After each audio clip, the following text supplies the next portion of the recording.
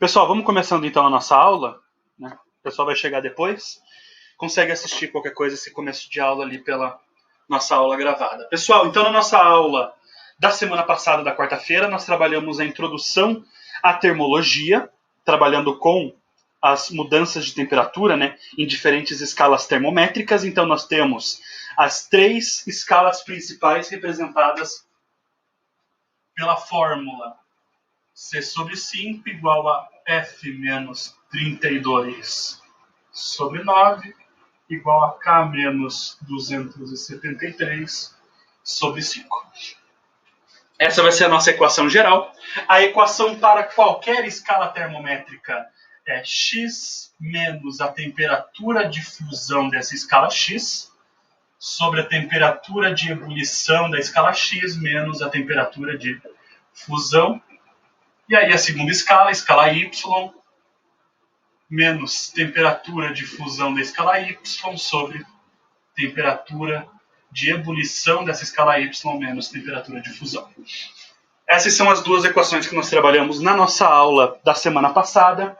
E hoje nós vamos começar um novo conteúdo chamado dilatação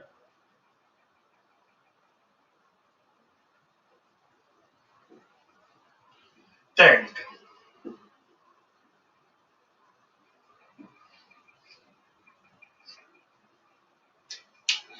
E o que é essa dilatação térmica? Pessoal, utilizando a lógica que nós usamos na nossa aula da semana passada, a energia térmica, o calor, que é essa energia térmica em trânsito, quando um corpo absorve essa energia, ela se manifesta através do aumento da vibração dos átomos que compõem aquele material, certo? Então, literalmente, aumento da energia cinética. Eles vibram com maior intensidade. Então, se a gente pegar esse conceito e emprestar aqui para a dilatação térmica, a gente consegue imaginar que os materiais, quando eles fazem isso, cada átomo que está presente na estrutura daquele meu material, ele ocupa mais espaço. Então, se eu tenho todo mundo quase parado, bem comportado, eu consigo fazer caber várias pessoas dentro do mesmo espaço, certo?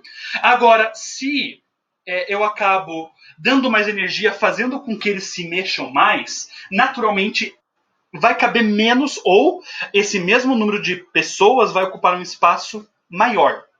E a dilatação é exatamente isso, é a manifestação do aumento de volume ocupado por um material quando todos os átomos, todas as moléculas que compõem esse material ocupam mais espaço através de sua vibração ser mais intensa. Beleza? Então essa é a explicação formal do porquê a dilatação térmica existe. Aí vem um porém. Todo material, toda dilatação térmica, ela é volumétrica. O que isso significa?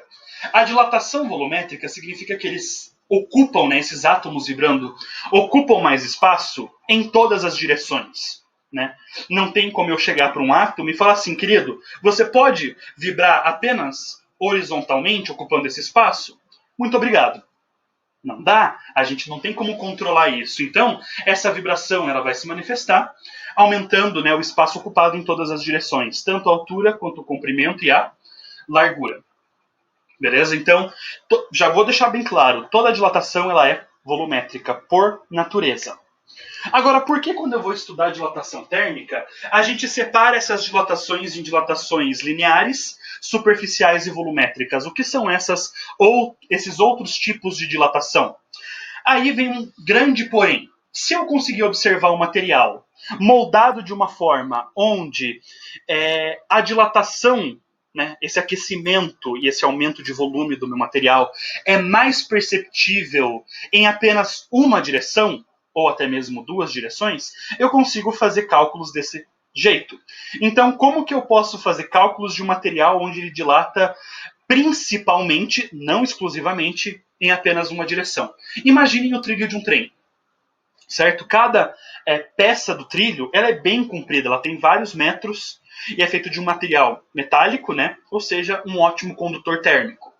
Conforme o sol fica batendo e trem passando em cima, com atrito e tudo mais, a variação de temperatura que esse trilho sofre, ela é muito grande. Então, o desenho de um trilho, vamos falar que ele é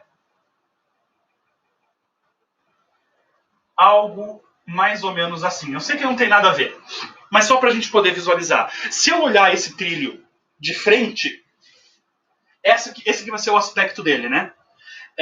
Agora, se eu olhar ele lateralmente, eu pegar ele aqui e girar, a gente vai ver que é uma peça extremamente comprida, né?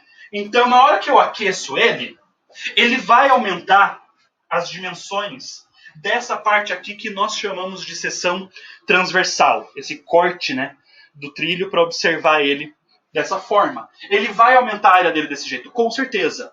Mas, por causa das dimensões que ele tem quando diz respeito a comprimento, essa dilatação ela vai ser muito mais perceptível. Ela vai ser um valor numérico muito maior. Ou seja, vamos falar que cada dimensão aqui aumenta alguns milímetros, né, tipo a 0,1 milímetro para cada lado, nesse aumento de espaço. Como eu tenho um comprimento inicial dessa barra muito grande, né, vamos falar que pode ter casos ali onde eu dilato meio centímetro, ou até mesmo 1 centímetro, 2 centímetros. Então, uma dilatação muito mais aparente. Por isso, né, a gente consegue separar a dilatação em 3 categorias diferentes, dependendo de quantas dimensões essa dilatação será perceptível. Ok? Então, usando isso, né, como parâmetro, a gente pode começar então estudando a dilatação linear. Que é essa dilatação acontecendo majoritariamente em apenas uma direção. Então eu já coloco assim, né? A gente fala que é uma dilatação em uma dimensão. Ok? Então, como que vai funcionar? Gosto de trabalhar da seguinte forma. Vamos imaginar que eu tenho uma barra que vai ser algo assim. Vou usar isso aqui porque...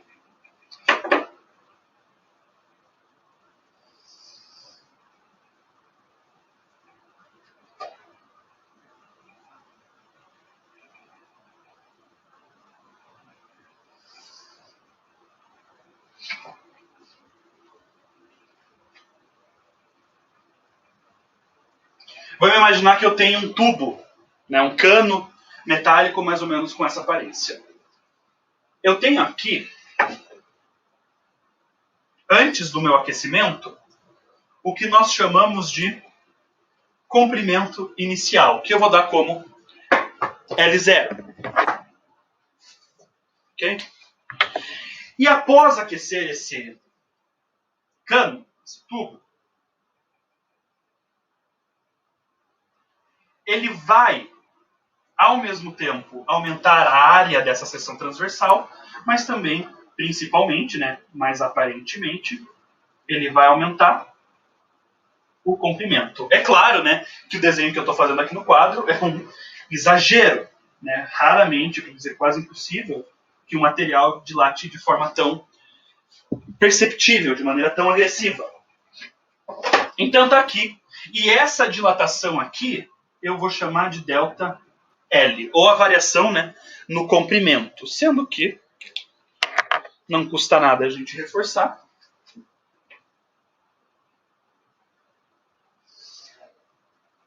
Que tudo isso aqui vai ser chamado de comprimento final. Certo? Então, é óbvio que esse ΔL será esse comprimento final menos o comprimento inicial. Né? Pego isso menos isso e sobra isso, que foi o quanto a minha barra aumentou de tamanho. Ok. Então a gente vai estudar essa dilatação, esse aumento, em apenas uma direção, porque ela vai ser a direção mais perceptível. Essa dilatação, esse meu ΔL, ele vai depender de alguns fatores. Então, como eu já demonstrei ali, né, nesse começo de explicação, o tamanho inicial dessa minha barra, ela vai interferir diretamente no quanto de espaço, quanto de tamanho essa minha barra vai aumentar. Okay? E eu consigo representar isso através, né, do L0, desse comprimento inicial.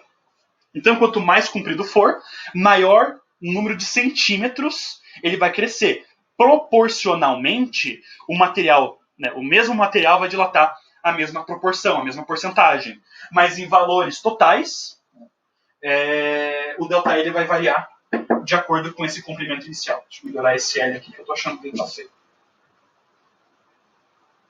Beleza. Então, dá para a gente tentar visualizar isso, né, esse comprimento inicial sendo um fator, com uma demonstração bem simples. Imaginem que tem uma fileirinha de átomos aqui do começo até o final dessa minha estrutura. Né? Então imaginem que quanto mais átomos eu tiver, mais espaço eles vão ocupar durante esse aumento de vibração e mais comprida essa barra vai ficar no final. Então é mais ou menos essa a racionalização. Bom, eu posso pegar uma barra do mesmo tamanho de dois materiais diferentes que eles vão esquentar, né? Eles vão dilatar de maneiras diferentes também.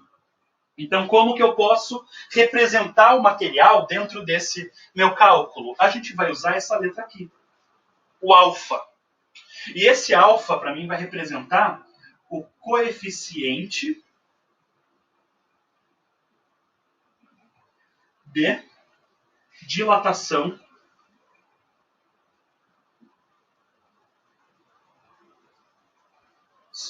linear. O que é esse coeficiente de dilatação linear? Uma forma da gente representar o material que ele é feito e como esse material vai se comportar de acordo com cada grau Celsius que esse material recebe. Tá? Então ele vai estar representado através desse coeficiente. E aí, por último, é claro, né, vai interferir também nesse meu cálculo. Quanto mais agressivo, quanto maior for a variação de temperatura desse material, mais ele vai dilatar também. E é essa variação, lembrem-se disso, né? ΔT é a temperatura final menos a temperatura inicial. Quanto maior for essa diferença, mais vai crescer, né? Mais vai aumentar o tamanho do meu material. Então, uma dúvida que normalmente muitos alunos têm nessa parte aqui é o seguinte: beleza, que tipo de unidade que eu vou usar em cada um deles, né? A gente bate na tecla sempre bastante no sistema internacional de unidades. Então, como que eu vou usar aqui? Para usar esse comprimento sempre tem que estar em metros. Pessoal, a termologia, no geral, é uma matéria que usa muito pouco da questão do sistema internacional. Desde que a gente saiba o que a gente está fazendo, a gente pode usar o sistema usual. Então, uma coisa que a gente vai ter que levar em consideração. Para fazer esses cálculos aqui, não importa a medida, não importa a unidade, mas a unidade do ΔL e do L0 tem que ser os mesmos. Se eu estou usando metros para esse ΔL, o meu comprimento inicial tem que estar em metros. Se eu vou usar centímetro, não tem problema, desde que aqui também seja centímetro. Tá? É só usar a mesma. O ΔT, mesma coisa. O ΔT, na verdade, ele vai depender de qual unidade que esse meu coeficiente de dilatação foi dado. Certo? A unidade de medida disso aqui é, por exemplo, graus Celsius a menos 1, ou, né, graus Fahrenheit a menos 1, e também, possivelmente, Kelvin a menos 1. Essa que é a unidade de medida dele. Se vocês fizerem análise dimensional disso aqui, a gente consegue ver de onde que vem nessa unidade. Então, a minha unidade utilizada aqui vai depender com o que o enunciado me falou. Por quê? Esse valor de coeficiente de dilatação normalmente é passado pelo enunciado. Certo? Então a gente vai usar ele para definir o que vai ser usado aqui no exercício. O comprimento não importa, desde que eu use o mesmo para os dois, e a temperatura vai depender diretamente dele, ou seja, essa variação pode ser usada em graus Celsius, pode ser usada em Fahrenheit, pode ser usada em Kelvin, desde que o meu coeficiente esteja de acordo. E vale a pena ressaltar também, gente, que caso tenha um resfriamento do meu material, o meu material contrai. Mesma explicação. Então, eu tenho os átomos ali numa certa disposição. Caso eu retire calor dele, né, retire energia térmica, a temperatura dele vai cair e as moléculas vão poder se agrupar num espaço menor. E é isso que eles vão fazer. Então, eu posso calcular quanto que foi a contração através da mesma fórmula. É só a gente observar, né, que esse ΔT vai ser um valor negativo, portanto, essa variação de comprimento também vai ser um valor negativo. Um valor negativo significa a contração. Beleza, gente? Alguma dúvida até aqui?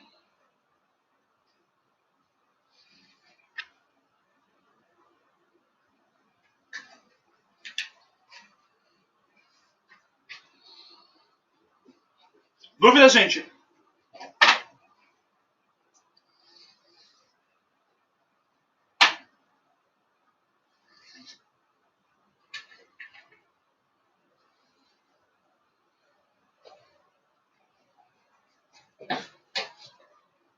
Vamos prosseguir, então. A dilatação linear é essa consideração, né, que meu material está dilatando em apenas uma direção. Eu tenho como considerar agora a dilatação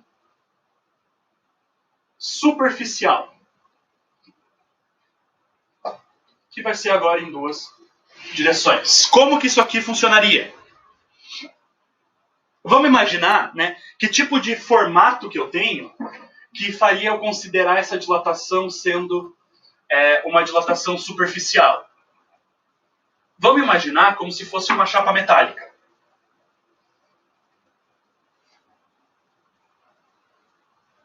Ok? Uma chapa metálica, né, tem uma área considerável e ela é extremamente fina. Então, utilizando esse exemplo, quando eu esquentar essa placa, ela vai crescer em todas as direções, incluindo na sua grossura.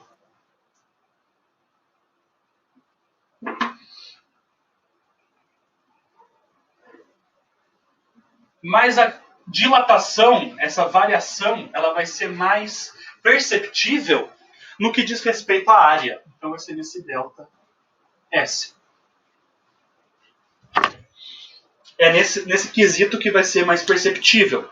Então, utilizando o mesmo raciocínio, essa dilatação, que acontece nas três direções, para todas as três, mas a gente é perceptível, a gente está calculando apenas duas, ela vai depender também da área inicial, do material, que agora eu vou representar pelo beta, já vou explicar ele, e também uma variação de temperatura. A fórmula é extremamente parecida. Esse beta é o nosso coeficiente de dilatação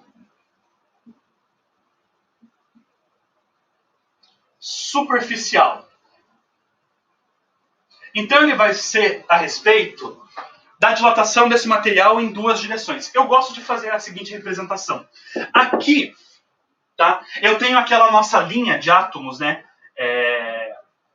juntos aqui, conforme eu aqueço eles vão ocupar mais espaço ao longo dessa linha, fazendo com que o material expanda no comprimento. Então eu gosto de falar que esse material ele está em uma direção de dilatação, ou um alfa, né, que é essa direção horizontal. Aqui agora eu tenho a mesma regra. Eu tenho uma linha de átomos aqui, horizontalmente, e uma linha de átomos verticalmente. Cada uma delas vai dilatar da mesma forma. Então, horizontalmente eu vou ter um alfa e verticalmente eu vou ter outro alfa. Então esse beta, a dilatação superficial, nada mais é do que a dilatação somada desses dois, alfa mais alfa, sendo que o beta, esse coeficiente de dilatação superficial, ele representa dois alfas. Então eu posso pegar o valor dado para uma dilatação linear e utilizar ela na dilatação superficial. Eu posso trabalhar com esses valores indo de um lado para o outro, desde que eu respeite essa equação aqui. Caso eu queira utilizar aquela lá, eu tenho aqui o alfa, né? Se eu trabalhar dessa forma aqui, é a mesma coisa que metade de um beta. E o beta é o dobro de um alfa. Ok? E aí, claro, mesmo espírito. Preciso usar sistema internacional aqui. Se for metro quadrado aqui e metro quadrado aqui, tá tudo bem. E se for centímetro quadrado aqui e centímetro quadrado aqui, também tá tudo bem. Claro, desde que os dois estejam trabalhados, né, na mesma unidade. É em milímetro quadrado. Mesma diferença. Dá para usar igual. O beta continua sendo grau Celsius a menos 1, grau Fahrenheit a menos 1 ou Kelvin a menos 1. E a temperatura vai depender diretamente do valor que foi passado do beta. Ok? E por último, para finalizar, agora a dilatação volumétrica, aquela que acontece na vida real, em todos os materiais, todas as formas.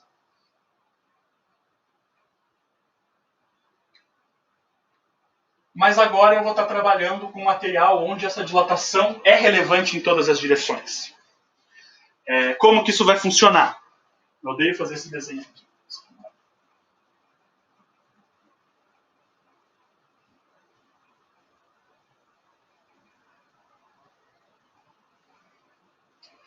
Eu tenho um material com certo volume inicial.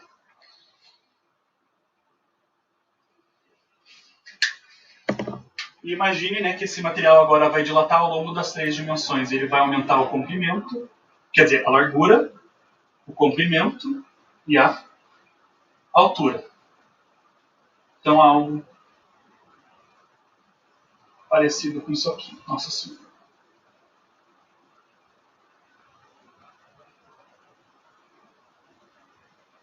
Tendo aqui, né, um delta V.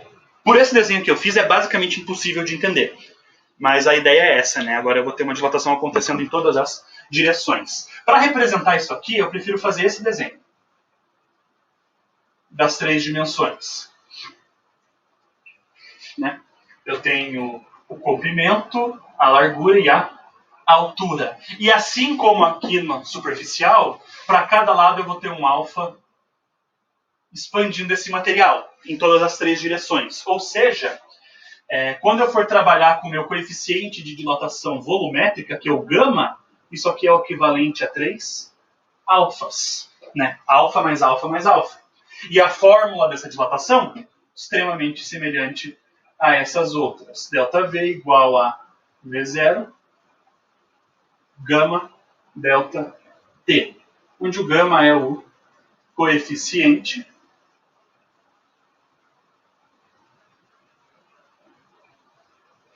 de dilatação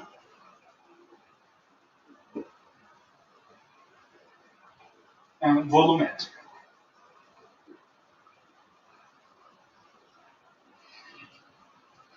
Né?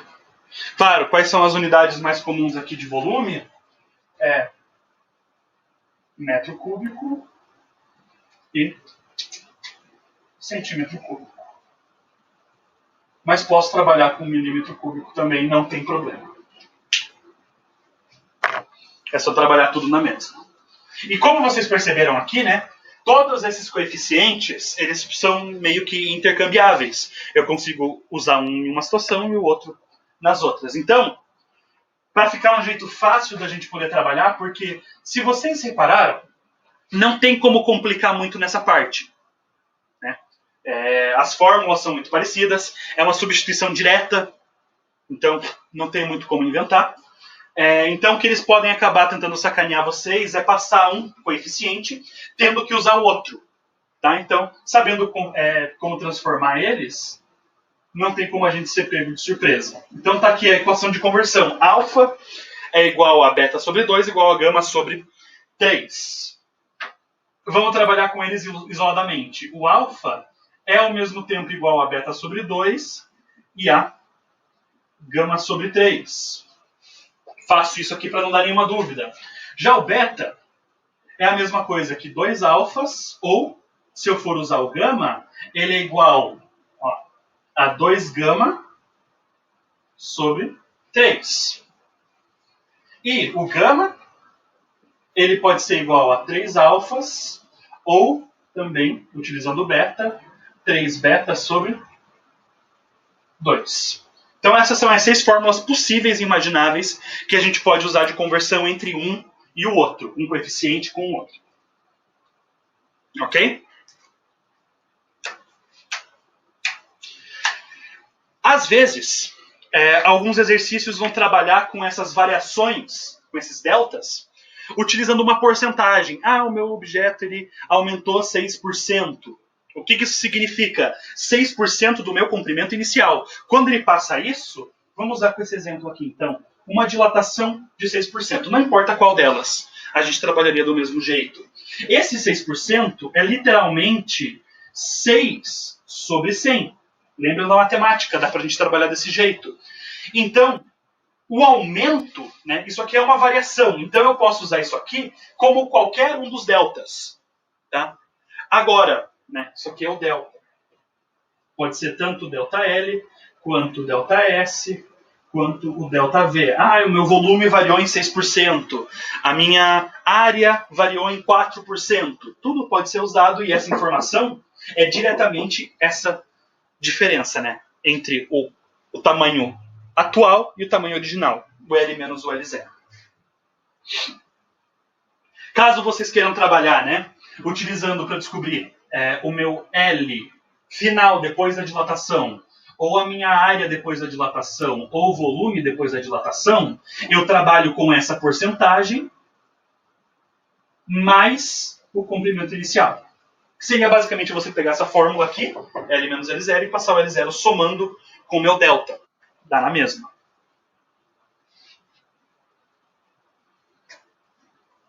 Então são formas diferentes que o exercício pode trabalhar e pegar a gente um pouco desprevenido.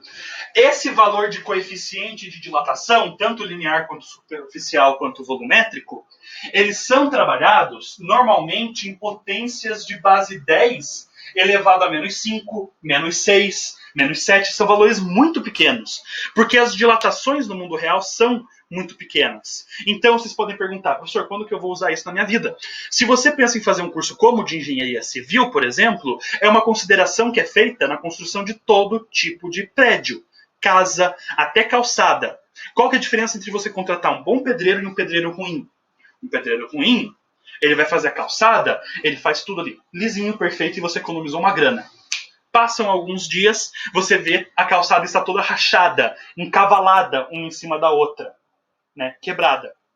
Por que isso aconteceu? Se você pegasse um pedreiro bom, por mais caro que fosse, isso não aconteceria. Porque um bom pedreiro, mesmo não sabendo desses cálculos formais e como ver isso aqui acontecendo matematicamente, pela experiência que ele tem, ele sabe que ele precisa deixar uma distância entre uma placazinha e outra que ele está fazendo ali de concreto. Por quê? É o que eles chamam, né, de rachadura de dilatação.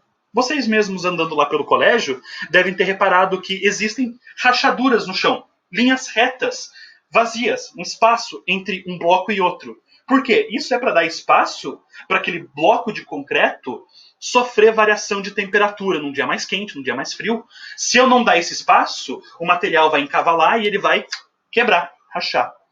Né? E se eu der esse espaço, ele tem como crescer e contrair sem quebrar, sem rachar.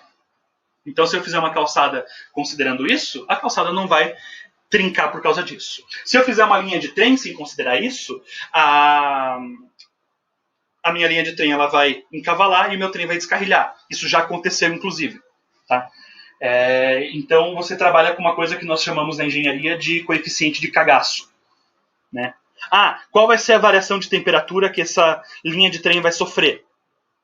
Vamos trabalhar com 60 graus? Não, trabalha com 100, 120. Coloca um valor bem alto, né, de temperaturas máximas e mínimas que esse material pode estar, para trabalhar com completos extremos e dar o espaço suficiente caso faça um calor descomunal ou um frio nunca visto na região, você ainda está bem guarnecido por causa dessa diferença que você reservou, né, para a dilatação do material. A gente consegue fazer isso e realmente é uma coisa que a gente considera dentro da engenharia. Tá? Então, para fazer os cálculos em relação a isso, estejam preparados para trabalhar com potências de base 10. Todas aquelas regrinhas da matemática bem frescas na memória. Vai ser importante e vai fazer diferença. Isso aqui é dilatação, pessoal. Alguma dúvida? Dúvidas, perguntas?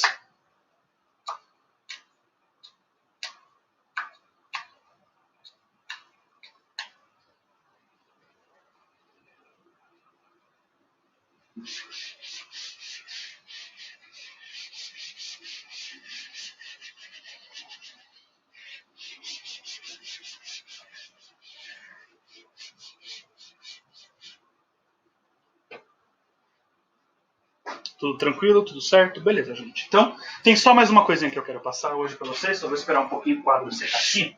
Mas já vou começar apresentando a ideia. Nós vamos... Quando eu vou estudar, por exemplo, dilatação de líquidos. Qual que é a diferença? Todo líquido, né, todo material, assim como eu dei essa explicação no começo, vamos reforçar. Toda dilatação ela é volumétrica. Né? Ela acontece em todas as direções. Então, o líquido ele vai depender completamente do recipiente que está contendo ele. Certo? Então, por causa dessa dependência, fica claro que Quando eu vou estudar a dilatação de um líquido, claro, eu posso trabalhar com a dilatação volumétrica do líquido, né? Deixa eu colocar aqui só de título, para deixar bem organizado. Dilatação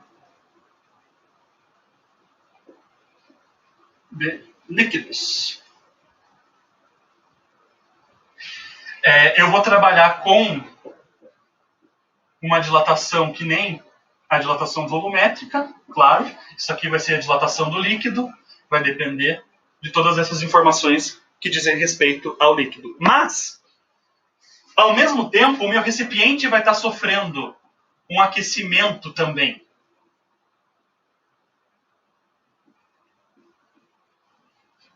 Né? Essa variação de temperatura vai ser a mesma para os dois. Assume-se que os dois estão em equilíbrio, né? Então vai ser uma constante entre os dois. E já, o que é legal de considerar também? Bom, quando eu vou fazer cálculos envolvendo isso, é esperado... Até vocês tinham que ter avisado que eu virava aqui para vocês poderem ver aquela parte do quadro, né? Mas beleza. Quando eu vou fazer esse tipo de cálculo de dilatação, é esperado que eu entenda que, normalmente, o meu recipiente ele vai estar preenchido até a borda. Ou seja, todo o volume do meu recipiente está sendo ocupado pelo volume do líquido. Portanto, esses volumes iniciais aqui são os mesmos. O volume do recipiente e o volume do meu líquido. Então, também aqui nós trabalhamos com isso. Então, o que vai acontecer?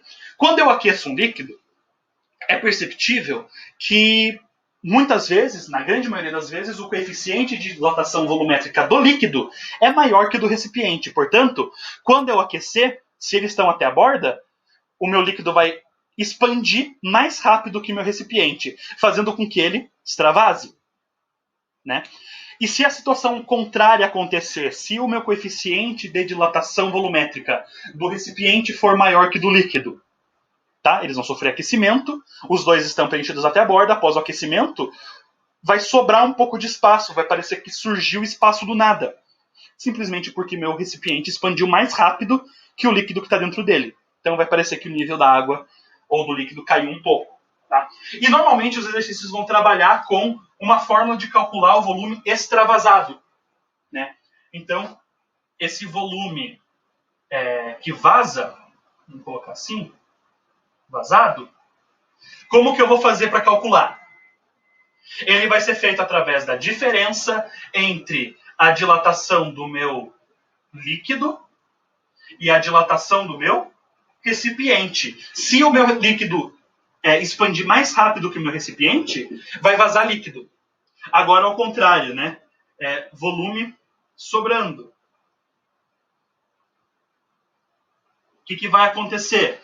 Aí vai ser a variação de volume do recipiente menos o volume do líquido. E aí você vai calcular o volume de espaço que vai sobrar dentro desse recipiente. E quais são as condições para isso acontecer? Isso aqui, caso o coeficiente de dilatação volumétrica do líquido for maior que a do recipiente. E esse caso aqui, justamente o contrário, o recipiente for maior que do líquido. Mas, professor, e caso esses coeficientes de dilatação sejam exatamente iguais? Então, esse volume, né, entre esses dois, entre o recipiente e o líquido, vai ser igual a zero. O que um crescer, o outro vai crescer junto. O que um diminuir, o outro vai diminuir junto. Então vai aparentar sempre que eles estão ali como se nada tivesse mudado, porque eles estão sofrendo a mesma variação de temperatura. Isso aqui é a dilatação dos líquidos, pessoal. Um pouquinho diferente do que a gente estuda da volumétrica, mas utiliza muito dos conceitos que a gente já viu ali anteriormente. Pessoal, então, deixa eu fazer assim. Alguma dúvida? Dúvidas, perguntas? Aproveitem agora, porque para o nosso conteúdo de hoje era isso. Tranquilo, pessoal?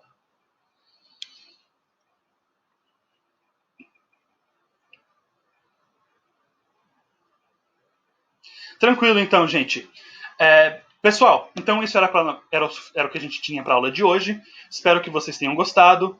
Desejo a vocês uma ótima noite e eu vejo vocês novamente na sexta-feira de noite, na nossa última aula. Beleza, gente? Se cuidem, uma ótima semana e tchau. Boa noite.